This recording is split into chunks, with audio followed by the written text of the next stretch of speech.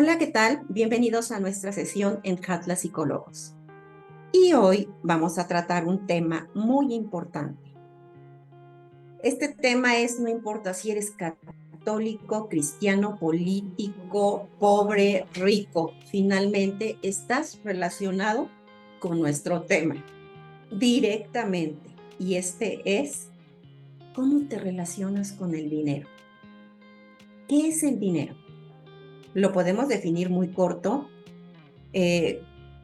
Por ejemplo, es un medio de intercambio, ya sea papel, metal o medios electrónicos, para poder comprar o adquirir algún servicio, cualquier deseo que puedas tener.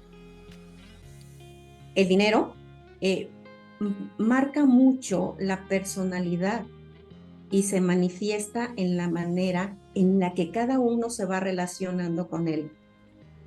Todo lo que las personas eh, hacen para mantener este placer está relacionado con el dinero.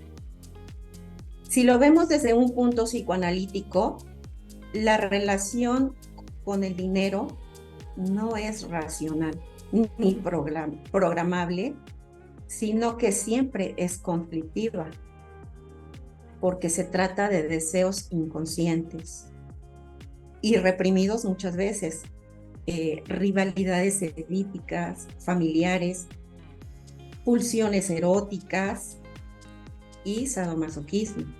Pero también hay algo muy importante. Estas competencias narcisistas que vemos, sobre todo en estos intercambios económicos del día a día, la comercialización diaria de todo lo que nosotros vamos adquiriendo. No olvidemos que los hombres o el ser humano lucha por dinero, muere por dinero, se desvive por el dinero, se enferma y miente por el dinero. Pero en sí no es el dinero, es la forma y la interpretación que cada uno le ha dado. Muchas veces podemos echarle la culpa al dinero, pero la relación de cada uno está influenciada por una variedad de aspectos que pueden ser psicológicos o bien experiencias de vida. Por ejemplo, experiencias en la infancia, estas relaciones tempranas que pudieron haber sido de escasez o de abundancia. Muy importante. ¿Por qué? Porque van a tener un impacto en la vida adulta de cada persona. La forma en la que los padres manejan las finanzas, las conversaciones en el hogar sobre el dinero, las experiencias tempranas que pudieron haber sido de carencia o abundancia, todo esto está influyendo en nuestra relación con el dinero.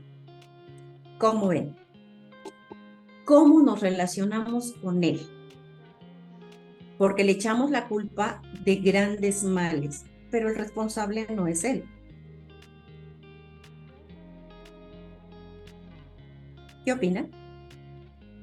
Yo creo que es también lo que nos representa, ¿no? Como decía Sara, es de pronto, obviamente el dinero físico pues tiene que verse, lo necesitamos incluso, pero es lo que nos representa o lo que nos inició, más bien lo que nos empezó representando en nuestra historia, porque para cada familia el tema del dinero representa algo completamente diferente. Hay familias que le dan mucha importancia al tema dinero por algo que se juega dentro de esa historia, y hay familias en las que no es tan importante. Repito, no es que no sea necesario, porque claro que es necesario, pero aquí vamos a hablar hoy de lo que significa el dinero, pero no desde una cuestión monetaria, sino lo que significa para cada persona o lo que puede llegar a representar. No sé qué piensen ustedes.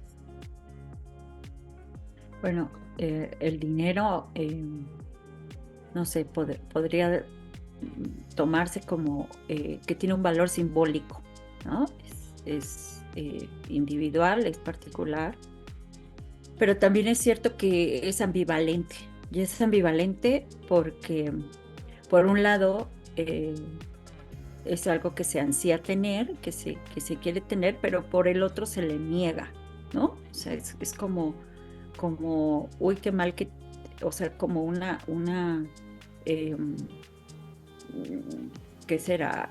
Una cultura, ¿no? En que se le juzga y se le trata mal a quien tiene dinero, ¿no? Y incluso se escucha así, ¿no? Ay, no, esa persona tiene dinero, qué mal. O sea, como si fuera algo terrible, ¿no? Entonces, a la hora de que cada uno lo tiene, bueno, el valor simbólico que representa, como decían, pues sí, es muy particular, ¿no? De acuerdo precisamente a las experiencias, al ejemplo que tienen en casa y de alguna manera esta forma simbólica pues determina en muchos sentidos la forma en cómo nos relacionamos con él. No sé, ahorita yo escuchándolas recordaba como aquel texto de Freud no me acuerdo bien cómo se llama, pero es como perdiendo, triunfando o triunfando, perdiendo, algo así se llama el texto, donde exactamente Freud hace como esta interlocución, ¿no? Entre que siempre que obtienes lo que quieres, pues finalmente te empieza a mover como toda esa parte de, pues no era lo que quería, y entonces empiezas a movilizarte de otra manera, ¿no? En esta parte lo relaciono un poco con esto que ustedes decían ahorita del dinero, desde la parte de qué tanto realmente el valor le da al dinero, ¿no? Porque muchas personas podemos ver mucha gente muy rica, ¿no? Muchos empresarios que se pueden manejar desde la parte de, pues tener todo el dinero del mundo, pero no gastarlo porque tienen miedo a regresar a esas carencias de niño, ¿no? Y entonces ahí tendríamos que empezar a ver para qué se usa el dinero o cómo vamos a trabajar con el dinero, ¿no? Porque posiblemente ahí esté como la parte de el dinero que te da, porque si lo podemos ver, el dinero te puede dar un cierto control, te puede dar cierta comodidad. ¿Cuál es la relación que tienes ahí con el dinero? ¿No? Aquellos que nunca han tenido y llegan a tener, pues bueno, vemos cómo de repente pues derrochan, ¿no? Esta parte de lo que les decía con esa parte de perdiendo, ganando, ¿no? Ganando, perdiendo, con esa parte de ganar mucho dinero, pero pierde como toda esa sensación emocional, toda esa estructura, porque, bueno, recordaba ahorita un dicho, ¿no? Que dice que el que nunca ha tenido y llega a tener, loco se quiere volver, ¿no? Y eso pasa completamente muchas veces con el dinero. Las personas que no han tenido como que toda su vida el dinero, pues cuando lo llegan a tener, pues empiezan como a derrocharlo, empiezan a intentar controlar, arreglar como toda la parte emocional a través del dinero, y entonces muchas veces ya no gastan o ya no generan dinero por tener una estabilidad económica, ¿no? Sino para ese miedo de no regresar a las carencias que tuvieron de niños. Ya ahí está el primer paso con el dinero, que es lo que representa para cada persona a partir de sus propias carencias en la infancia, a partir de su propia historia. Hay quien ha tenido toda la vida mucho dinero y el dinero le enseña a ser una forma de control. Lo hemos visto como muchas veces en las partes, digo ahora que son más virales, como estos videos de agresión de chicos que tienen como mucho dinero y que pues pueden decir, pues a mí no me haces nada porque mi papá tiene el dinero y te va a pagar, como esa parte de, pues están ganando económicamente, pero la parte social o la parte de hacer como esta situación empática de no agresión, pues se les va perdiendo un poco, ¿no? Y no es otra cosa que también lo encontramos mucho, digo, creo que Lau lo puede ver más porque es, creo, la que ve más niños, en esta parte con los niños, ¿no? Los papás, que es lo primero que muchos dicen, es que yo le doy a mi hijo todo lo que yo no tuve en la infancia, ¿no? Y entonces se viene como esta sobreprotección y sobre esta parte de no darle el valor que requiere cada cosa. Y el dinero pues entra como esa parte completamente del valor. ¿Qué es lo que estamos valorando y qué es lo que nos da? ¿Cuál es el control o no control que nos está dando el dinero? ¿No? Lo vemos muchas veces en algunos restaurantes, no sé si a ustedes les ha tocado, las personas que dicen, bueno, pues es que si yo le voy a pagar, él tiene que hacer todo, ¿no? Entonces es una parte de control y de humillación hacia el otro, porque yo tengo el dinero porque me da el poder. Y desde ahí, ¿no? ¿Cómo lo vamos manejando a partir de nuestra propia historia en esta parte de tu relación? ¿Qué significa? Yo iría más como la parte más de qué significa tener o no tener dinero, en cada persona, no sé ustedes cómo les toca en los consultorios, hasta con los propios pacientes al momento de pagar, ¿no? ¿Cuál es el poder que tiene el dinero del paciente al querer, no, al que se le olvide pagarte, o el que te dice, después le pago, o el que ya nunca paga? Desde ahí tendríamos que empezar a ver cómo es esa relación con nosotros mismos del propio dinero con los pacientes. ¿Cómo les va a ustedes en la consulta? Cuéntenme.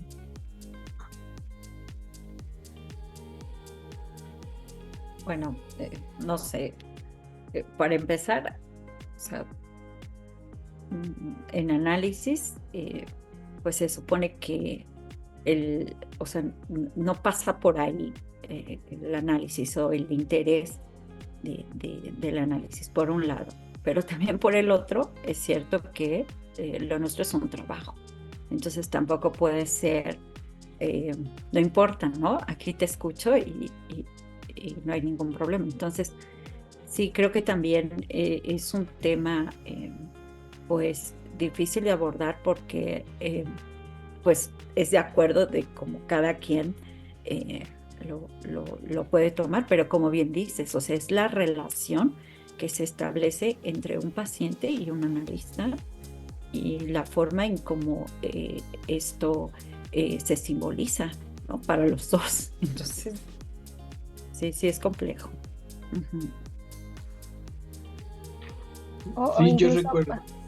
Vamos, Ale. Incluso pensaba en la gente que de pronto le cuesta, ¿no? Gastar hasta para uno mismo, es decir, ¿no? También es algo que de pronto se llega a ver en análisis o en diferentes terapias, no necesariamente en la parte de psicoanálisis, sino en cualquiera, gente que le cuesta gastar para uno mismo, y ya ni siquiera pensemos en cosas tan elaboradas, sino cosas básicas en las que le represente tanto el dinero que no puede desprenderse ni para algo que va a regresar hacia uno mismo, y pensemos en cosas básicas, ni siquiera algo, les decía, ¿no? Como tan elaborado. Y ahí entra, yo recuerdo mucho, ahorita que escuchaba Lau y ahorita que escuchaba Ale, en la carrera nos decía mucho un profesor que no podías ver a un paciente como signo de pesos porque entonces lo desvinculabas, ¿no? Lo empezabas a objetivizar, a hacer como esta parte del objeto, y pues desde ahí viene una parte muy interesante también con el dinero, ¿no? ¿Qué tanto el dinero viene siendo como ese poder de volver a la gente un objeto? De volver a los demás como el objeto que yo puedo comprar, ¿no? Y creo que se ha dado mucho últimamente, no sé ustedes, en esa parte de las noticias o en esa parte, la parte donde pues la gente sigue siendo como que un objeto y una moneda de cambio, ¿no? Las guerras, podríamos hablarlo desde a partir de ahí, ¿no? Como la parte económica de muchos de los países, pues es esta parte de la parte bélica, y pues la gente sigue siendo una moneda de cambio, sigue siendo como esa parte del dinero, ¿no? Esta parte de a lo mejor el que estar esperando a que alguien me dé, pues sigue siendo también como una parte de tanto el control como el que se deja controlar, ¿no? Desde ahí también podríamos como entrarle un poco de saber qué estará pasando con esas personas que solamente estiran como la mano, ¿no?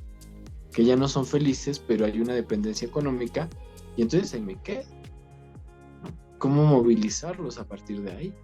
¿Cómo podemos identificar como esta parte de el dinero es lo que me mantiene, ya no el amor, ¿no? En las relaciones de pareja podríamos yo pensar, ¿no? En las relaciones familiares, bueno, pues hemos visto, cada año llegan los memes en Navidad y Año Nuevo de las peleas por los terrenos, ¿no? Por las cosas que ni siquiera les cuestan a las propias familias, ¿no? Que es como herencia de los abuelos, el trabajo de los abuelos, ahí está como el objeto de él, ya trabajó y entonces ahora me corresponde, porque ya no es me lo quiere dejar, es me corresponde, y es el mandato de la familia hacia los que pues trabajaron por eso, ¿no? Ahí entra también como la valoración de qué tanto el dinero pues viene siendo como esta parte tan crítica en toda la parte social, ¿no? Y vámonos más hacia la parte emocional. ¿Qué juego tendría ese dinero, como bien decía Ale, ¿no? De ni siquiera me puedo comprar algo para mí, y yo lo junto ahí con lo que les decía hace un momento, ¿no? Esa parte de la historia de, pues no me lo compro porque no quiero tener esa carencia, pero ahora tengo el dinero, pero sigo haciéndome yo mismo la carencia. ¿Cómo lo ven? Oye, David, sigo siendo yo mismo la carencia. Hay personas que se la pasan toda su vida trabajando y ganaron muy poco. Hay personas que el dinero los persigue, aunque no lo llaman. ¿Cuál es la diferencia que podemos hacer ahí? ¿Qué fibras se tocaron desde la infancia de la forma en que lo ve al que el dinero lo persigue y el otro que lo busca y no lo puede alcanzar? Es como cuando estás trabajando y tienes a 2 empleados sentados, un escritorio tras otro. El otro es muy exitoso y el otro nada que ver con el compañero de junto. ¿Qué pasa en ese caso? Con toda intención de poderme equivocar, no. Pero hablamos allá hasta de la propia historia, ¿no? Lo que bien decía en algún momento también Freud, ¿no? ¿Qué tanto están enamorados de ser la víctima? ¿No? Esta parte que toca a Freud de la suerte, como él también la va construyendo a partir de lo que tú vas haciendo. No es que tengas suerte o que el dinero te corretee o el dinero te llegue, es que tanto tú trabajas para que el dinero llegue. Y en el ejemplo lo dices clarísimo. El que trabaja constantemente, pues va a llegar un momento en que todo ese trabajo se reditúe, ¿no? Aquel otro que esté esperando ahí como que llega a las 9 y está esperando que sean las 6 de la tarde y entonces pues no hago nada más, no hago nada fuera de lo normal y entonces me tiene que pagar, pero yo quiero ser millonario, pero no hago nada. Pues yo diría que ahí hablamos más que de una parte del dinero, pues hablamos como de esa parte de qué beneficio le da estar en cada lugar. Porque hasta el beneficio propio de colocarse como en esta parte de soy el pobre y que el otro me mantenga, pues es como una parte de intentar buscar como algo muy, no sé, un padre, algo muy paternal, ¿no? Mi papá me va a proveer, ¿no? Lo vemos mucho en estas ambigüedades últimamente de lo que se dice, ¿no? Papá gobierno es el que me tiene que dar, ¿no? Y entonces se vuelve como una situación muy paternalista y no es una situación de emprendimiento, de empezar a forjar, sino es yo te voy a dar, yo te voy a cuidar, tú eres mi hijo, ¿no? Y entonces ahí está. Y yo creería que muchas personas pues caemos como en esa parte. Yo espero a que me den porque es una parte bien cómoda. Es una parte bien cómoda recibir dinero. No es una parte, y digo, yo creo que a mí si alguien me dice te voy a dar 10,000 pesos mensuales y te digo, ay, bueno, dime, ¿qué voy a hacer, no? No, pues nada. Bueno, pues entonces aquí me quedo, ¿no? Y hay quien dice, bueno, sí, dame los 10,000 pesos y de todos modos voy a trabajar para generar más. Entonces, pues definitivamente influye mucho desde tu infancia y tu hogar. Uh-huh. Desde que eres pequeño, la forma en la que viste o experimentaste pobreza o riqueza. Ahora, no sé ustedes cómo lo ven, pero en este caso, si tú experimentaste pobreza, obvio, vas a trabajar el doble para poder salir de ese círculo que te quedó desde que eras pequeño. ¿Cómo vamos a salir a través de ese círculo? Creo que es una parte muy interesante de cómo vamos a hacer para poder salir de ese círculo, porque si no, jamás mi relación con el dinero va a ser la que a mí me dé satisfacción. Y creo que una forma que es muy importante es invierte en ti, invierte en conocimiento, invierte en salud mental, invierte físicamente en tu organismo, intelectualmente, porque es muy fácil caer en esta zona de confort de la que tú hablabas. Y bueno, voy a traer al caso un paciente que tengo de 15 años. Es un chico que va excelentemente bien en la escuela. Este niño de 15 años en terapia estaba muy contento porque había recibido por ahí un dinero de una ayuda, ¿no? El niño prácticamente decía, voy a invertir 5,000 pesos y los otros 5,000 voy a ver qué los hago, ¿no? En ese proceso, el niño decía que fue parte del tema que tuvimos. Pero si yo ya tengo esto y soy inteligente, ¿puedo tener más? Desde ahí, él ya está poniendo en duda su capacidad intelectual. Ya tiene una ayuda. Y en esa ayuda, en lugar de, ok, voy a ir por éxito, voy a innovar, voy a crear, él lo comentaba, pero yo a veces me siento pobre por esa ayuda que recibo. Obvio, emocionalmente, él está recibiendo un mensaje inconscientemente que lo está haciendo sentir pobre. En ese pensamiento de él, solito llegaba a la conclusión, es que tengo que salir de ahí.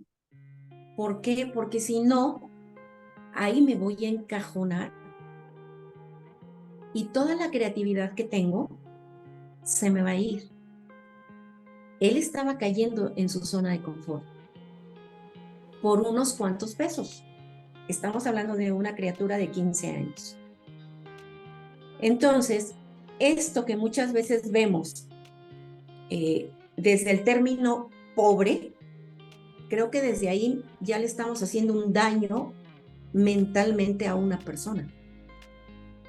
Obvio, le estábamos haciendo sentir pobre, porque si eso lo recibes constantemente como mensaje, creo que le vas a comprar la idea y te va a llevar a una emoción donde te vas a sentir pobre definitivamente. Es parte de tu entorno. No sé qué opinan.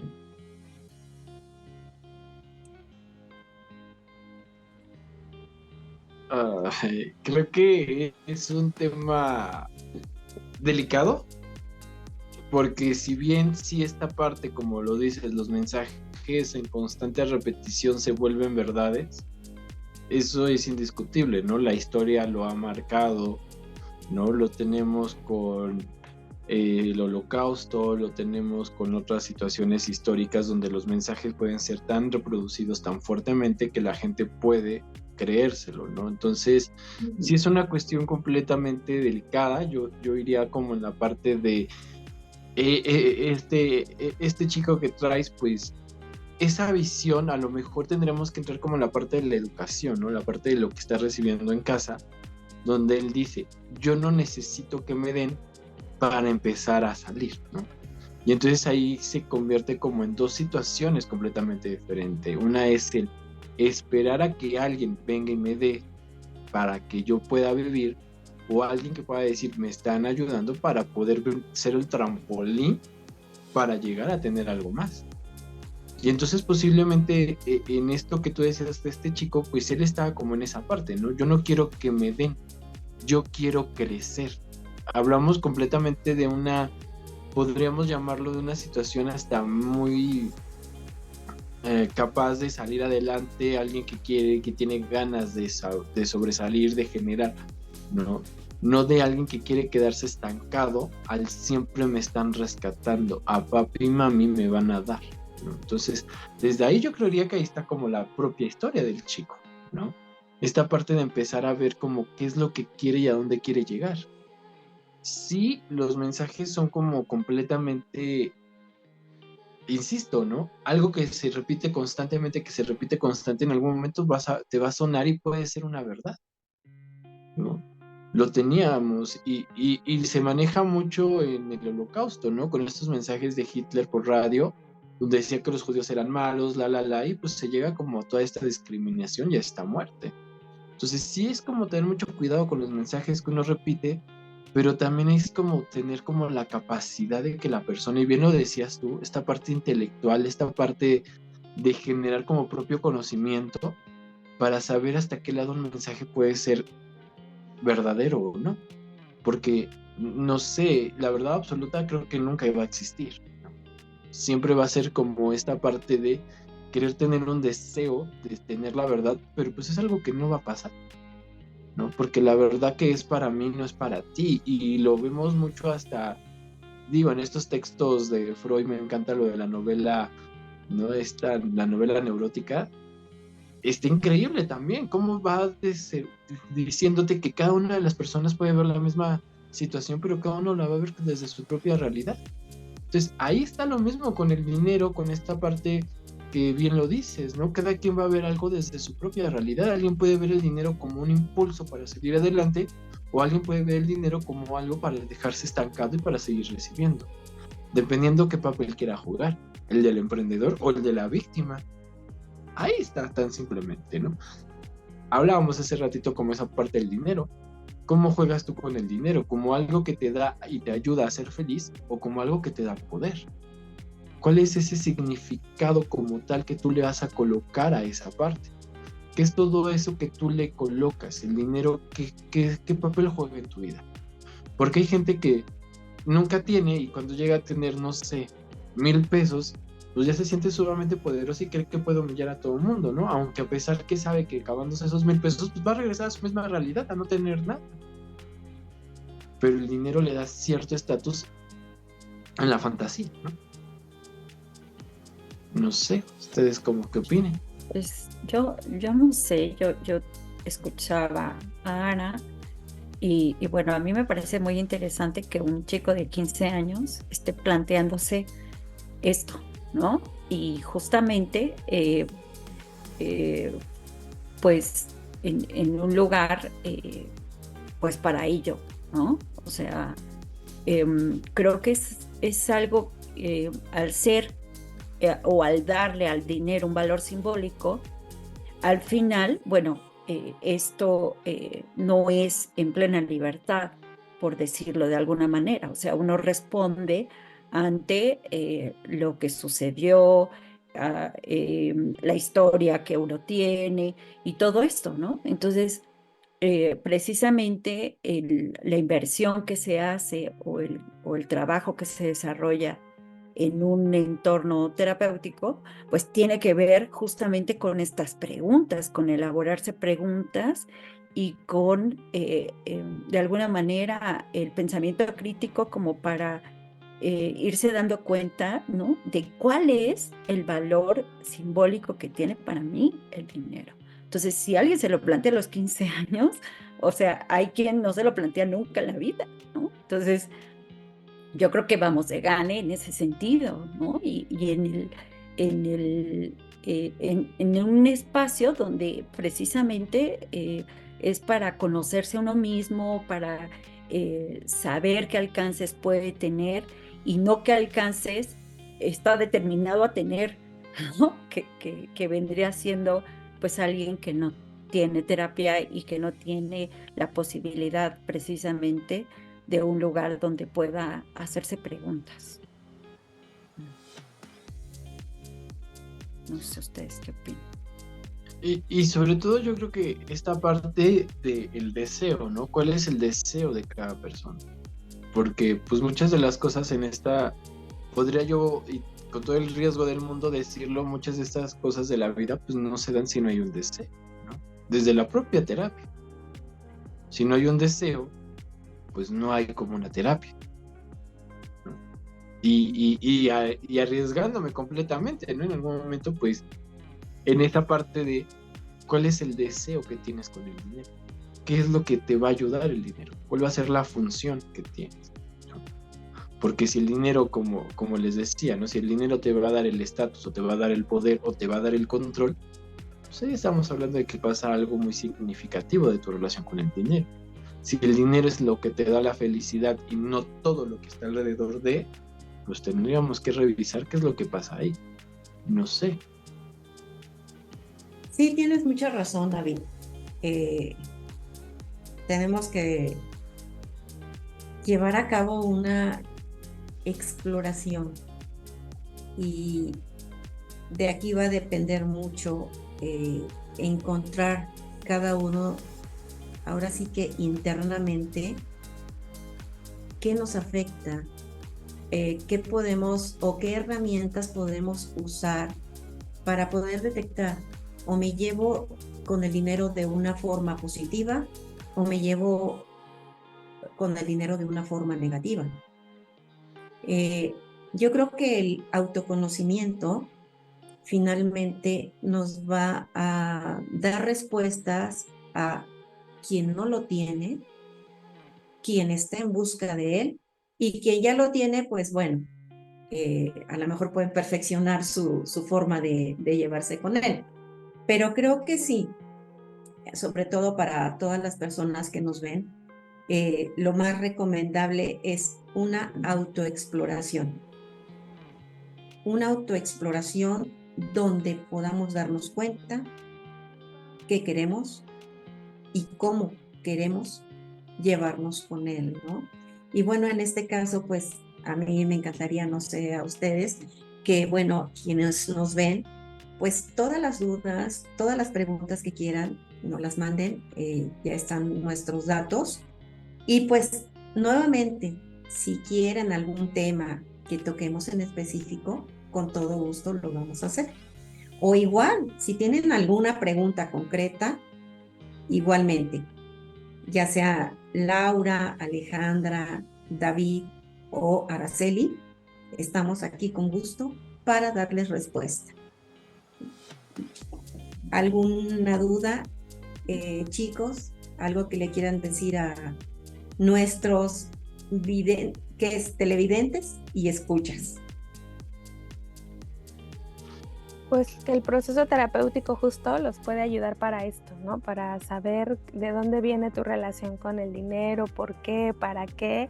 Entonces, pues si es un tema que se cuestionan, pues sí es importante hacer esta reflexión e invertir, ¿no? A lo mejor algo de dinero, pues en el propio proceso terapéutico para poder encontrar, pues, de dónde viene lo que sea que les esté pasando con este tema o con alguno de los otros que hemos tocado en los otros videos. Perfecto. Gracias Sí. y nos vemos en el siguiente video. Los esperamos. Síganos.